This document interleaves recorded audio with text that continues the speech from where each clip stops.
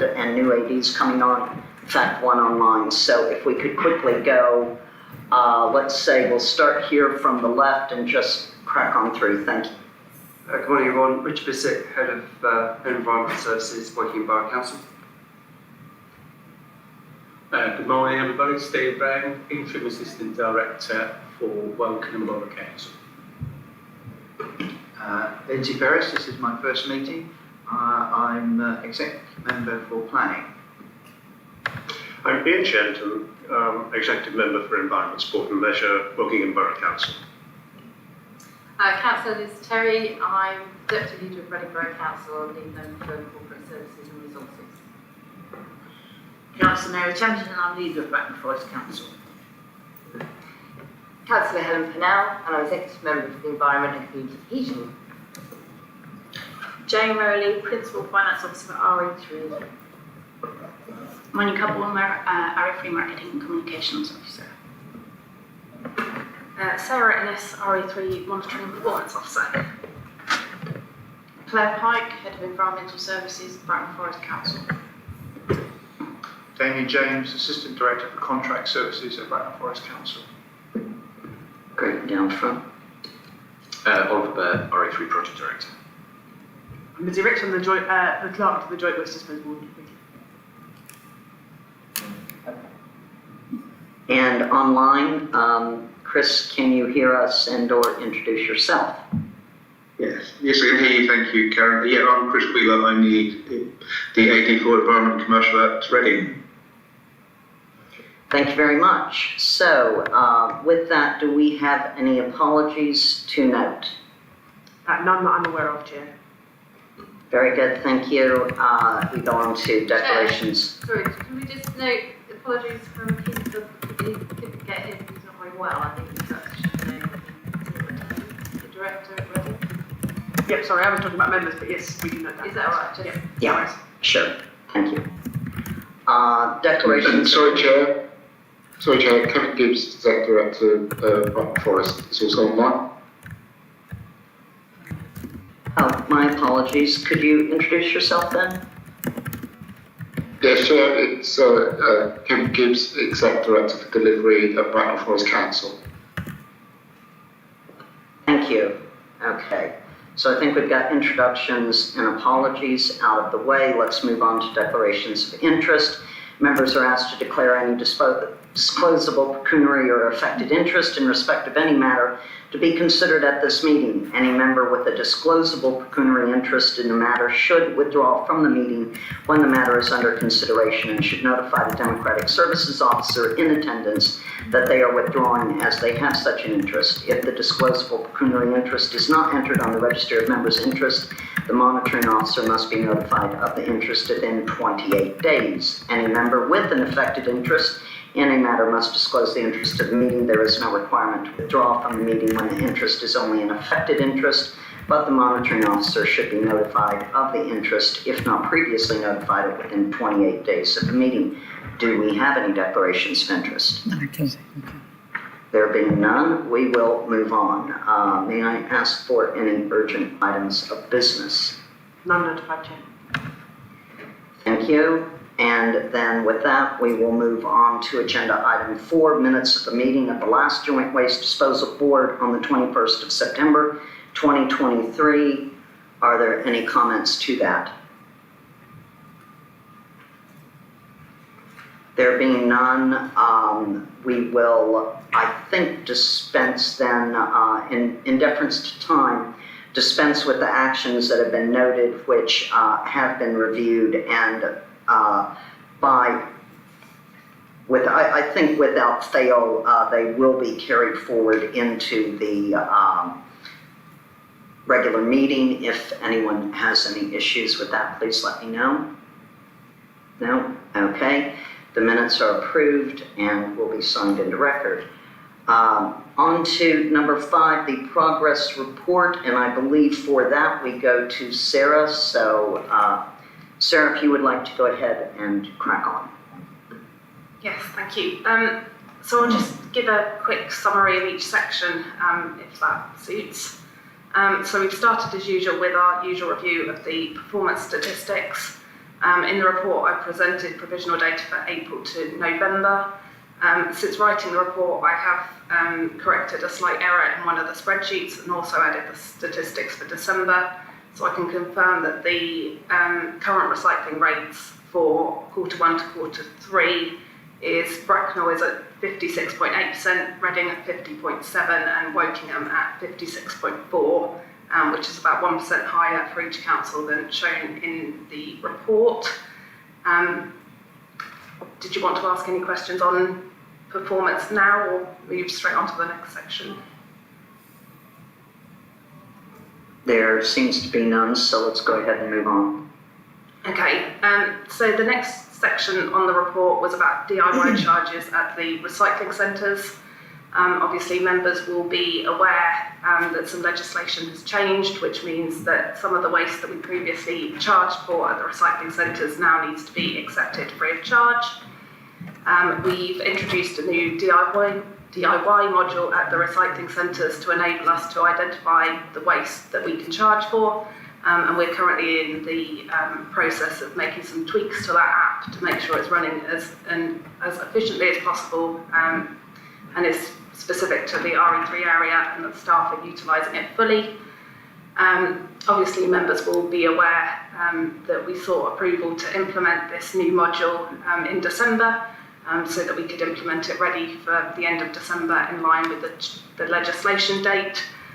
So I think the plan for this meeting is just to ratify the decision that was made outside these meetings, but obviously happy to answer any questions you've got on this as well.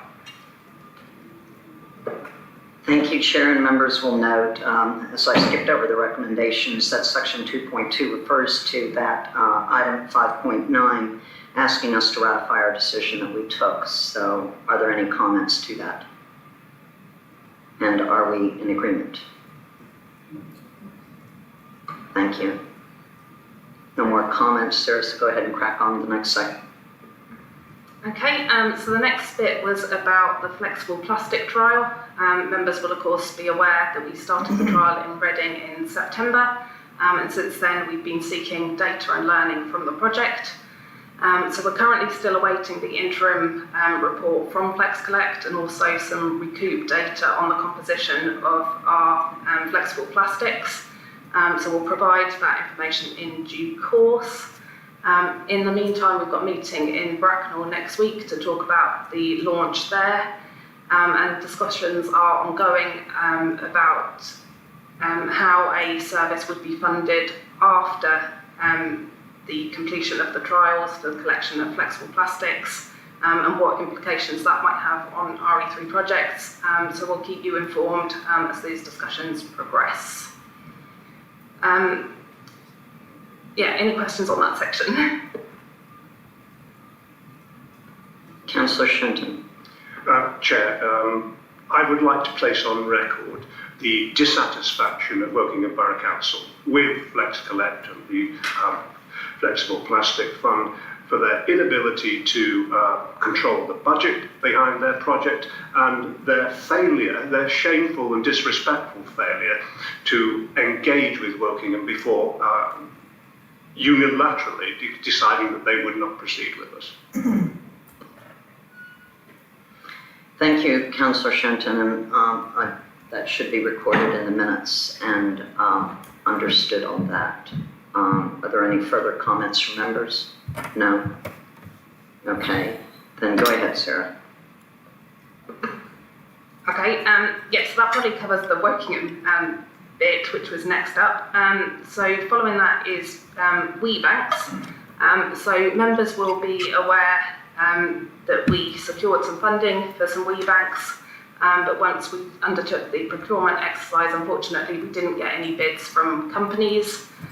We've since been back to the original company that we spoke to, but unfortunately haven't got any further information from them.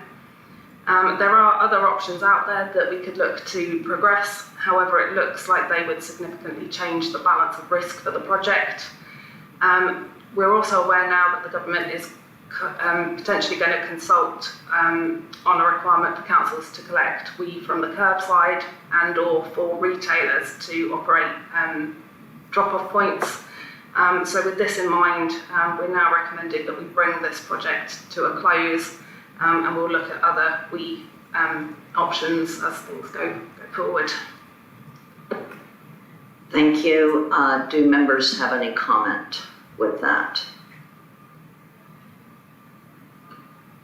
Councillor Templeton, I would just like to say I think there's no option really, because if it's going, somebody's proposing from government, this might happen. So we have to wait until, and hopefully it will happen soon, and then we'll get more direction on it.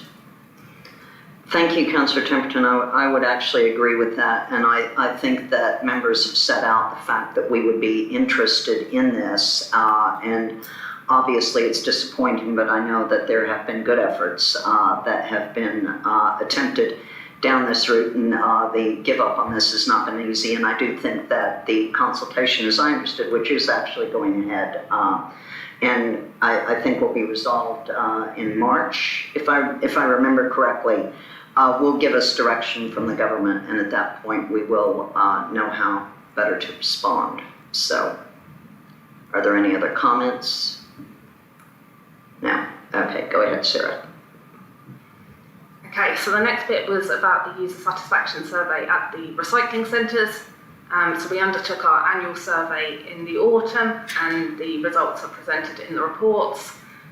So you will note that the results for the two recycling centres are quite similar to one another, and there's also been an improvement in statistics since last year, which is positive. So we will now do what we usually do with the results, which is share them with the contractor and discuss some ways in which we could try and make some further improvements for next year. And I'm sure we'll report back to you later in the year, if that's all right. Sarah, could you go ahead and just end that section on out with the Reading Borough Council corporate survey that relates to that? Thank you. Yes, so Reading undertook their corporate survey in the summer, following some previous discussions at the board meeting. Some questions were included about the recycling centres, in particular, whether residents had used the recycling centres, specifically the one at Smallmead, in the last 12 months, and if not, why not? I think the results show that most residents who need to use the recycling centres are using the recycling centres, but we also analysed the data to ascertain whether there were any demographic factors that might be affecting why some residents perhaps aren't using the recycling centres.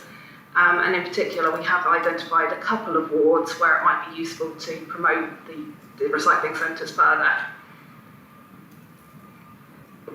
Thank you for that. Councillor Terry.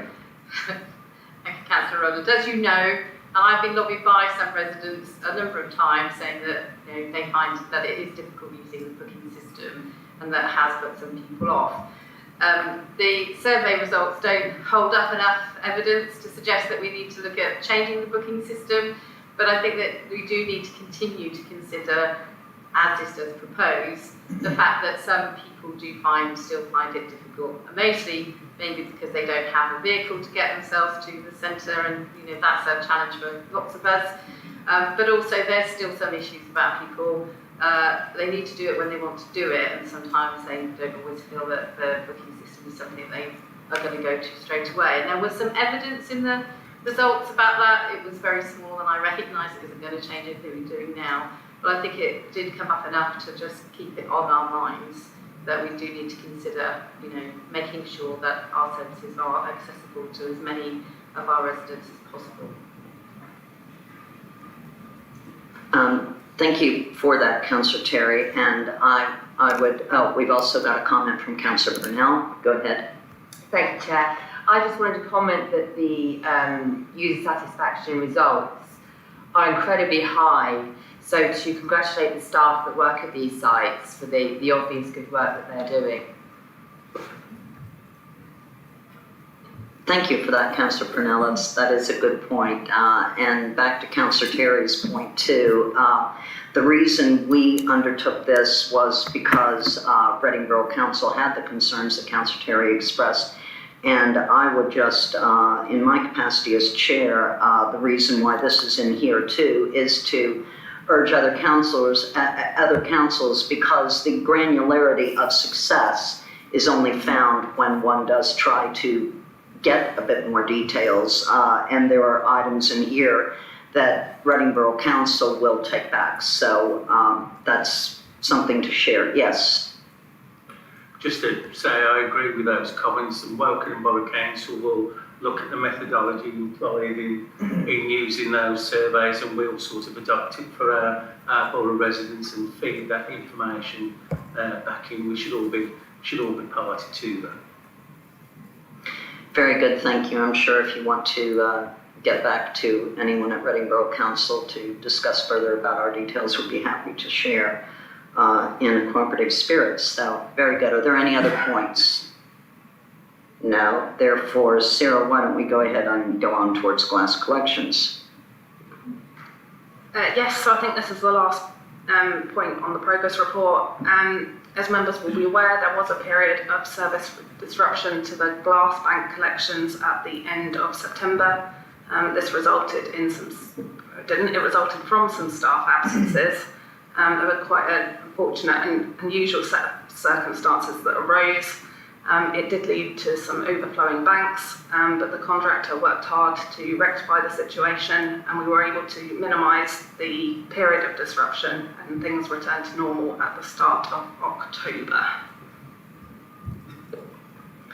Thank you. Are there any comments? Yes. Councillor Ferris. Yes. I'd like to understand what arrangements are made over the Christmas and New Year period, because certainly where I live, all of the glass bottle banks were overflowing. I'm Twyford, and we had all the problems, and we also had the one here at Chute End, Bill. I just wondered whether there's an extra level of collections or not. Thank you, Councillor Ferris. Sarah, could you respond to that in any fashion? Yes, so there are additional collections that do take place over Christmas. Our contractor consults with myself and the council collection teams about which sites we feel need an extra collection, and they go out and do those in addition to the scheduled lifts. There are also a few extra monitoring checks that are conducted as well on banks just to see if they're overflowing. But yes, unfortunately, it's always a little bit unpredictable in terms of which banks will overflow, but we always try and feed the learning from one year into the next year. It's just that in the north, there aren't that many glass bottle bank places in Wokingham, and at Twyford, we've got Polehampton Car Park, and there was more bottles outside of the banks than in the containers, and I think that I don't know whether we can put any more bottle banks there or containers there, but it was extremely overflowing. That's a lot of drinkers, probably. Thank you for that, Councillor Ferris. I'm sure, obviously, we do know about these excessive problems this time of year, and that will be taken on board. Sarah, I think that draws to the conclusion of your report, so unless there are further comments, I would draw members' attention back to the recommendations in item 2.1, that members note the contents of the report just given. 2.2, the members ratify their decision to implement an amendment to the recycling center booking system so that non-household waste can be identified and charged for as described at 5.9, which I had your visual consent on, and at section 2.3 that members approve the recommendation at 5.29 for the WeBank project to come to an end as we know it. Are we in agreement? Very good, thank you. So we will move on to, thank you, Sarah, for that report. We will move on to next the Environment Act report, and that, I believe, is to my left with Oliver. Thank you. Chair, thank you. As people will know, Environment Act was passed in 2021. There are three main sections of it: extended producer responsibility, deposit return scheme, and now, as of the 21st of October, we've got the detail on simpler recycling. And the report looks at three or sort of four main sections really: funding, glass collections, flexible plastics, and then what our next steps are going to be. So it's very quickly in order. In terms of the funding timetable, there's a table at 5.10 which sets out the DEFRA undertakings on funding for councils as they stand at the moment. And even this week there's been an announcement on the capital funding that councils will receive in terms of their food waste collection, which I know is slightly separate from the subjects we're talking about here. But the point being, it's a developing situation, which is, I suppose, good in the sense that it might work out in our favour, but is not helpful in terms of planning for services and understanding how we're going to pay for compliance. And the table really sets out some of the challenges in that we will be only finding out our final amount of funding in the financial year in which precedes the point of compliance. And it is quite a complex situation, so that's one thing for us to keep an eye on, and I think work together as councils on as we go forward. Then coming to the section at 518 on glass collections, the report sets out a series of options. The table in the text is supplemented by an appendix, so that there are 5 main options. I won't necessarily go through them now because I think it's probably better to hear from members and officers in sort of response, if you like. But broadly, those are, we will be doing one of those 5 things, possible variants of them, but those are the broad headings.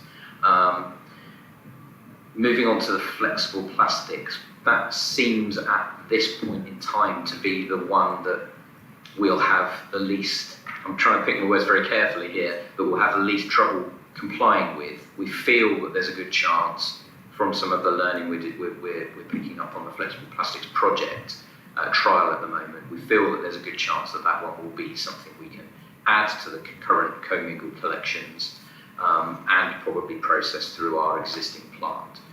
So that's fairly good news.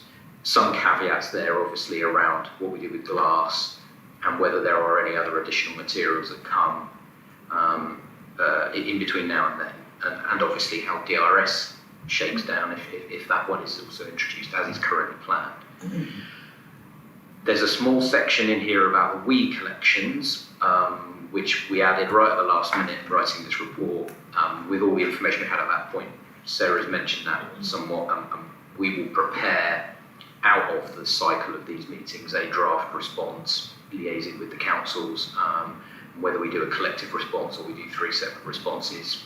Either way, we'll have to work together and we'll prepare that in advance of the next meeting, because the day of the next meeting also is the deadline for the response to go back to government.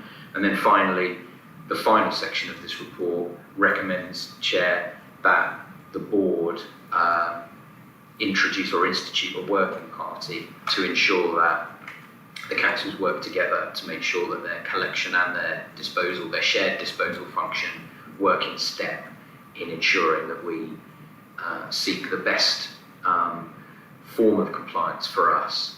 And a very brief example in the table on the glass collection options, the first option is perhaps a surprising one. It is to retain the bottle banks. We're not suggesting that we should do that forever, but it may be necessary, given an objective assessment of how we can comply, for us to retain those bottle banks for a period of time, even after the April the 1st, 2026 point of compliance, if it turns out that supply chain issues or funding issues mean that we are not in a position for that to be our best business case option. So I think that's probably enough from me, Chair, and happy to take any questions, or really probably just discussion between members and officers. Sure, thank you very much for that. And yes, I think this is something that members need to consider, obviously, in our capacity that we all relate to each other and need to progress this together.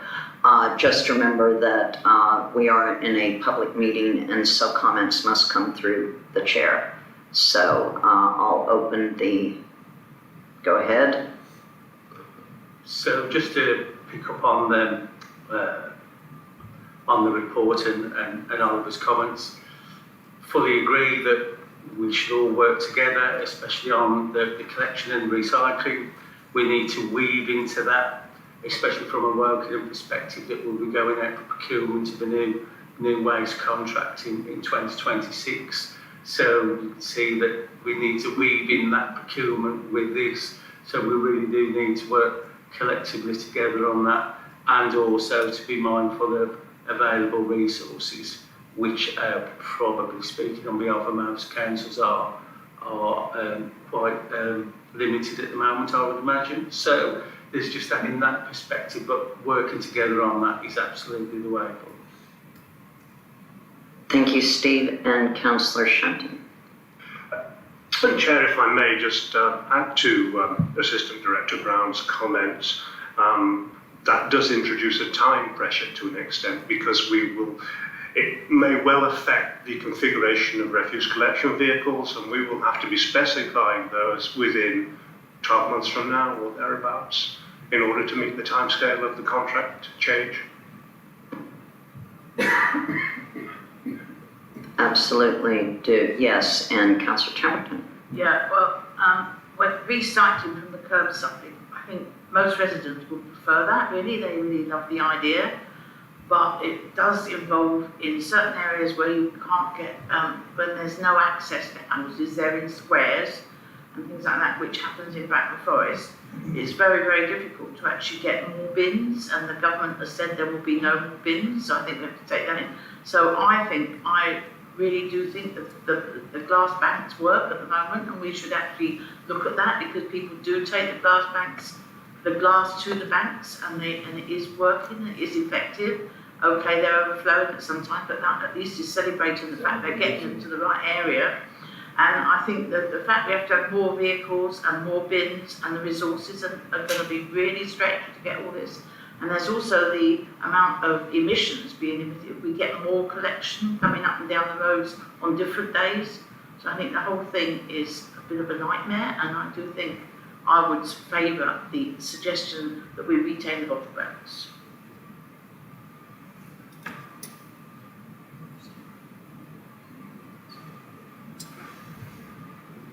So if you could just please, because we've got some audio-visual challenges, to just ramble off your name. I'm not perfect at always picking up names and all of that, so if you could just ramble off your name before you begin speaking, and with that I'll turn to Councillor Terry. Thanks, Joe. Councillor Terry. I suppose my observation about this is that, I think at the previous meeting we were saying, or an earlier meeting, that we've been waiting for a very long time for the government to let us know what it was planning to do, and lots of different messages, and now it's a simpler recycling. Well, I can see what it says in the report, what it means, but what does it really mean? And it's come quite late in the day. It's proposing dates that are beyond what council officers can say, but those of us over here can say it's likely to be a change in government, and no doubt maybe some change in thinking anyway. I think we have to sort of put that to one side, because we've got the time frames that we've got to work with in terms of contracts, not least of all the RE3 contract itself, and we've got a report on that later on. So I think it's sort of that sensible thing that just says there's quite a lot of variations in here that we need to understand in more detail.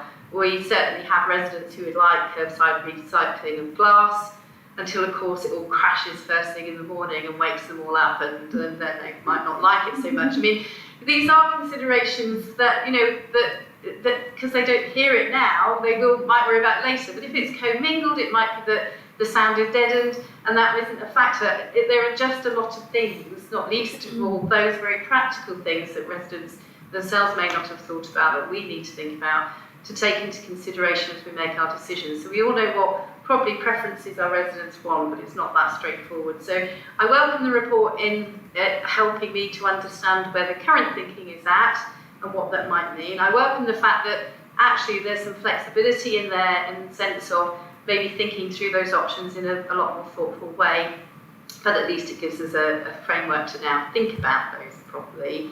And I suggest that we, agree with the recommendation, and that we get some council officers doing some further thinking for us around what those options might look like, and what flexibility is possible if we have to go ahead with other procurements, as we also think about the fact that there's only 8 years left in this current contract, which isn't very long. It might sound it to some people, but it's not very long, and it just challenges quite a lot about how to make those ongoing decisions, but still keep a very strategic overview of what the future might look like, and what the best arrangements will be for all of us, working together currently and whether or not working with others is the best thing to do as well. So a lot to think about, but a really helpful, welcome start in helping us to sort of break that down in terms of the considerations we need to take back into our own councils to think about. Thank you, Chair. Thank you, Councillor Terry. Are there other comments? I'm also looking to see if there's no comments from the online members there. So what I'm hearing, obviously, having heard from members in all three councils here, is that we do all sit with a commonality, I believe, of budget pressures, a commonality of an understanding that there could be a considerable supply chain pressure as everybody's going to sit down there and start scrambling, going, oh, we've got to have this, we've got to have this, we've got to have this. And understanding that, understanding particularly Woking and Borough Council's pressures with their resourcing for 2026, and all of the other pressures that could come forward. So I think that it is very reasonable that we do look to, as recommended in section 2.2, that members agree to establish a working party as described in section 5.40 and onwards, to request reports from each working party at every future joint waste disposal board meeting. And I do believe that should be filled by officers, at least in the first instance. And so if I could ask just to try to get a step on this, if we could set those out by, I suppose, an email into yourself, myself as chair, of nominating what that structure would be. Yes, Mr. Brown. So, Steve Brown, Welcome Borough Council, totally agree with all of that and feeding in from the working parties. To me, the environment bill or the environment strategy that Oliver's brought forward will be front and centre to everything that we really do as a partnership, and front and centre to waste and recycling for individual councils and resource dependent as well. So the feedback of the working groups is key, but I think there should be ongoing update reports of a strategic nature to the RE3 board about what the current thinking is, what the issues are, and more of that sort of strategic overview. So whether that could just be an addendum to that, that might be a helpful thing just to make sure we keep our eyes on this issue going forward. Thank you, Mr. Brown. I do believe it does say that the working party would report, or it's proposed that they would report to every joint waste disposal board meeting, so I'm not sure what you're asking for beyond that. Perhaps I'm misunderstanding. I think there's the working parties feeding in, but there's also, that sort of overview of what does this mean, what are we doing strategically, what does the market mean, how are we resourcing this, so there's pulling all of that together rather than feedback from individual boards. There's that sort of overview of where is this going to take us and what is the RE3 board's view of all of that. Otherwise it would just be receiving quality information but not necessarily forming its thinking and direction on that.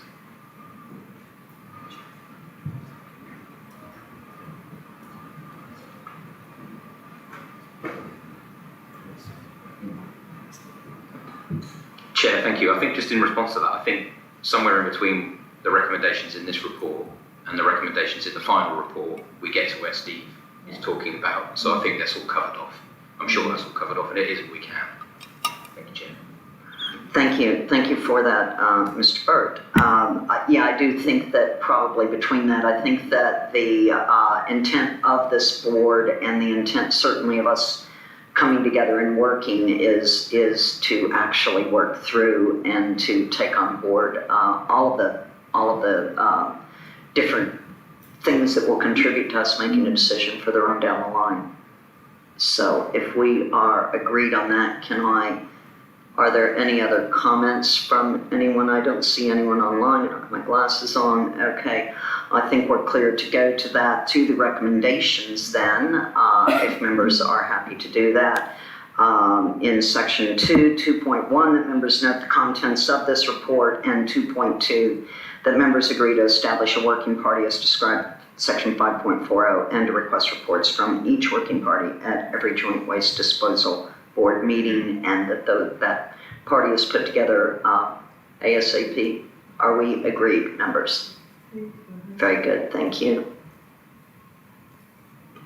So I believe then we can progress on to item 7, which is the communications report, and that is with Monica. So Monica, if you'd like to.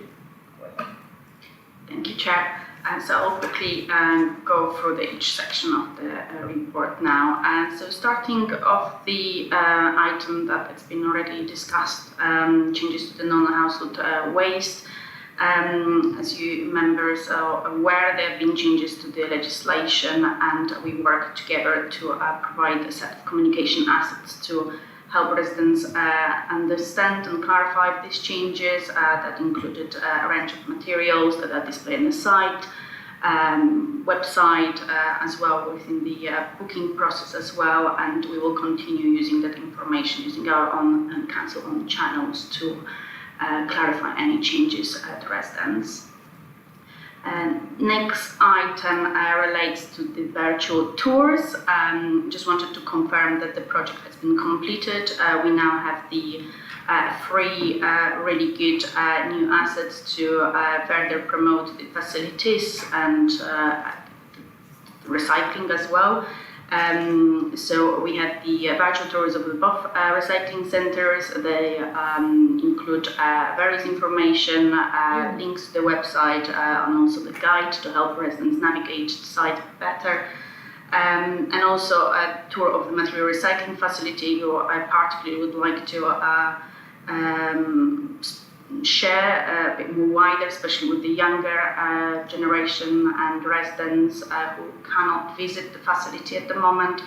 So I'll be hoping to find a way to ensure that perhaps schools will help us to share that with young residents and to help further promote recycling. The next update relates to battery recycling. As members are aware, we faced a significant fire at the end of October at the transfer station in Reading. That for another time prompted us to further reach out to media and residents to raise awareness of the situations, of the dangers of inappropriately disposed of batteries.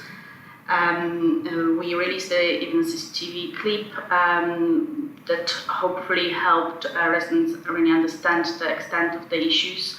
The coverage was quite extensive as well, so we're, I think, quite pleased with the fact that lots of local media, also national media, really picked up on that and helped deliver that message. The next update relates to the recycling app. As members are aware, we have decided to change the provider of our recycling app, and we are finalizing the situation now to be ready for a launch of the new scrap app. All of the data sharing information has been finalized, and we're just now undertaking the final checks by the ICT teams to ensure that the app is suitable and ready for public launch. It all looks very promising, and hopefully soon I'll be able to provide the final launch date to everyone. I just wanted to ensure that we will make sure that the current app stays to help with the transition period. So we will have enough time to ensure that the residents are aware of the changes. Next update relates to the foil recycling. This is just purely trying to find a way of further promote recycling and trying to find some extra funding. We haven't been managed to secure a small fund from the organization that promotes metal packaging called AeroPro. They are happy for us to work together to promote foil recycling, obviously in addition to some other metal packaging as well. And soon, I believe next week, we'll be discussing the campaign. So as soon as the data, some information are finalized, I will share it. But hopefully around the springtime, we'll be able to launch that campaign. The next update relates to just general recycling and day-to-day communications that are happening as well. We're actively trying the way to promote recycling using different platforms. We have engaged with the various workshops. We placing our adverts in the resident magazines that are being delivered to Wokingham and Bracknell residents. This time around, the advert on promoting food waste recycling. We're quite active on the social media, making sure that we're using it as much as we can. Also, our newsletter, it's a great tool that we're trying to at least once a month send updates to our residents, and currently we're having a huge number of subscribers, and so it's a good tool that we're using as much as we can. We're engaging with the various campaigns that they are related to recycling, and just to kind of name a few, obviously this past few months, lots of information were related to some seasonal recycling tips, including Christmas or Halloween. This time around, we're also trying to include some council teams communication update in our report, mainly just to show the overview of the picture of the communications activities that are happening across the councils and how we're using the channels, just to show that each of the individual councils doing absolutely a maximum as well to deliver a message on recycling individually as well, and working all together to ensure that we're exchanging the information and it's all in line. So obviously Bracknell Forest Council also using the newsletters and social media. They also had some road shows, which is a great effort to engage with residents directly. Equally Reading Council, similar great effort in terms of the campaign on social media and newsletter, and Wokingham Borough Council particularly been adding, particularly was active in terms of the new changes to the waste collection that are happening later this year. So I think that's it. Thank you, Chair. And if anyone have any questions. Very good. Thank you for that, Ms. Bulmers. We're supposed to use last names here, so yes, my apologies. So do members have any comments on the communications report? Yes, Councillor Ferris. It's Councillor Ferris, Wokingham. Batteries, have we got details of what are the most dangerous batteries that's causing the most significant problems? I'll turn that back over to the officer tonight. I'm not a specialist, but I imagine it's the lithium batteries that, the little ones that are quite the most dangerous one, and they quite often sneaked into our recycling rubbish on a regular basis because they are embedded in the devices or some other products, including toys, clothing these days as well, Christmas cards. So obviously it's just kind of, you know, the hidden, as industry is calling it. So that could be your AAA batteries, small ones, or are you specific to the lithium? Because there's a whole range of batteries. Some are lithium, some are not. Through the chair, please, and go ahead and respond. Thank you, Chair. I'm not sure that I'm really good to answer that question. I would say that the little ones, but I don't know that there's a specific name for it. Perhaps my colleague Olivia Bird will help. The reason for raising it is that there are batteries and there are batteries, and I think that if we have got a specific range of batteries, photos of them are the ones that are the most dangerous ones. They're the ones we need to focus on to make sure that they're safely disposed of. Otherwise, people will think of the little ordinary ones are going to be a major problem as well. And how we deal with the general recycling or replacement of batteries is important, because they will cause problems anyway. Thank you for that, Councillor Ferris. Can I go over to a response from Mr. Burt, and then I will go over to Councillor Temperton, unless Councillor Temperton, you've got something quickly to add that. Okay, very good. Yeah, Chair, thank you. I think that's a really good point, Councillor Ferris. It's the more circular ones that are hidden away in things like vapes, Christmas cards, those sorts of things that are the specific problem that we're talking about here. And your distinction between those and what we might call, for the purposes of illustration, normal batteries, I think is really helpful, so we'll pick that up. thank you. And Councillor Templeton? Can I just add some information as a chemist, please, because I've taught about this for years in school. The small round batteries with lithium. Lithium is one of the most reactive metals, so as it reacts with water, it produces hydrogen, which is an exothermic reaction, and therefore you get the fire. But the other ones are also bad because they contain heavy metals, and so if we just put them into the landfill, we are putting in cadmium and other stuff and mercury straight into or less mercury now, but certainly cadmium, which is also very bad for the environment and is poison. That was very impressive, Councillor Templeton, my goodness, and I will go to Ms. Bulmers. Thank you, Chair, and I just would like to thank Councillor Templeton for that clarification. I think what I just wanted to add, perhaps, yes, we will add more photographic pictures and examples of the type of the batteries. Perhaps that was somehow missed in the perception of residents that they're only thinking about the standard looking AAA batteries and forgetting about those little circular ones, which definitely a problem. So I will make sure that that's going to happen. Thank you so much. Very good. Can I ask for any other comments from members on this section? There being none, I'll give you my 2 cents on this. Also, I just, media and education is something that I know is so important, because what we are trying to do is to drive education and understanding amongst our residents to be recycling at all times properly, and that is obviously of great importance. So the work that Ms. Bulmers is doing, and each of our own media teams that we take back in working with her, are really, really critical. And certainly specialisms such as you were talking about, Councillor Ferris, too, of getting that kind of information out. I know that when I work with the media team and I work with Ms. Bulmers, that there are certain things that I, with my Reading hat on, are a little bit more Reading-centric about in things that I think might be particular to our residents. So I would urge that each of us take that back.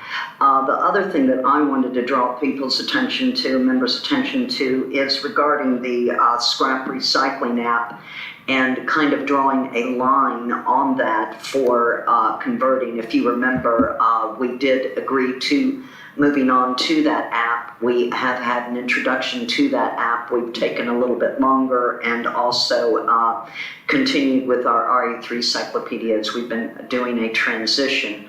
But I do think it's time to kind of put a line, draw a line in the sand, if we will, to say that we could look at having a final conversion to that app as soon as possible, possibly would you think it would be unwise to say perhaps the middle of February or so? I don't know. I kind of seek officers' guidance on that, but to look to get that transition, because I'm concerned that it's kind of dragging on a wee bit. So could officers perhaps respond to that in a logical date?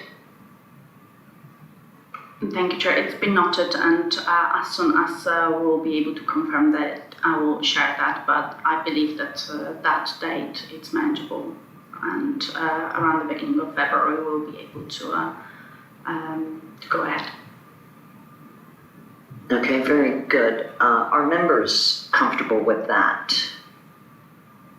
I see now. Okay, very good. Then let's go ahead and draw a line on item 7 here if we could, and that goes back to our recommendations, section 2.1, that members note the contents of this report, and obviously the comments that members have made are noted in the minutes. So are we in agreement?